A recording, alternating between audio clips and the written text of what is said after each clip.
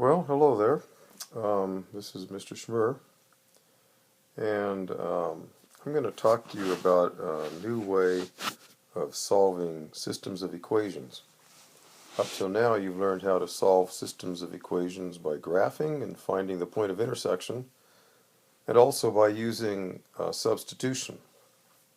Well, there's a third way for solving systems of equations, and it's called elimination. So what I'd like you to do right now is to copy down exactly what you see on the screen. Just go ahead and turn off this video for a minute, or pause it rather, and copy this down, and then you can start the video again. Okay, so now that you've got this copied down, what we're going to do is add these equations together. And you've never done anything quite like this before, but here's what it looks like. We can draw a line underneath these two equations, and we can just add we can add the left side together, and we can add the right side together. So what I mean by that is this. Here's the left side of the equation, and we can add these terms together. Now if we start with the x terms, we add 11x plus negative 6x, and that gives us 5x. If we add positive 7y and negative 7y, that gives us 0y.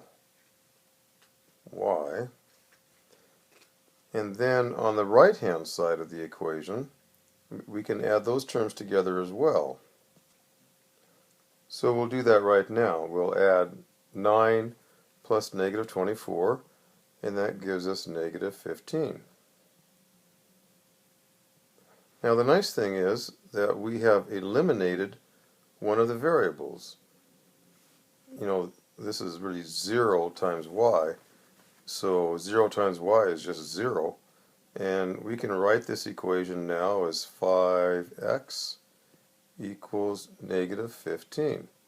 So we've eliminated one of the variables. And of course, if we continue, we can divide both sides of this equation by 5, and we find out that x is equal to negative 3. From this point, we can simply substitute x equals negative 3 into one of the equations. But before we do that, I would like you to stop the video right now, or pause the video again, and copy down the steps that you see on the screen so far.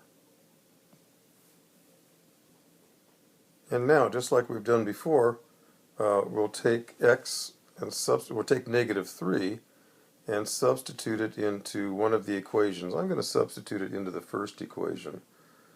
And so we have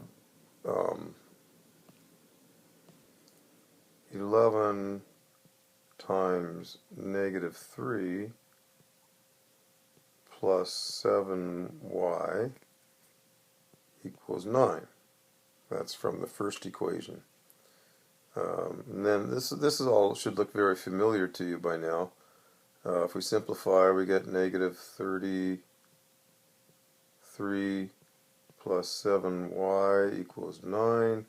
Add 33 to both sides of the equation, we get 7y equals 42. Divide both sides by 7, we get y equals 6. And we've solved this equation, or we solved this system of equations, and determined that x is equal to negative 3 and y is equal to 6. And of course we can substitute those values back into either equation to find out whether we've really found the solution or not.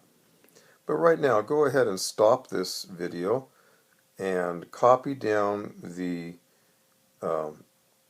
the work that you see on the right side of the screen here.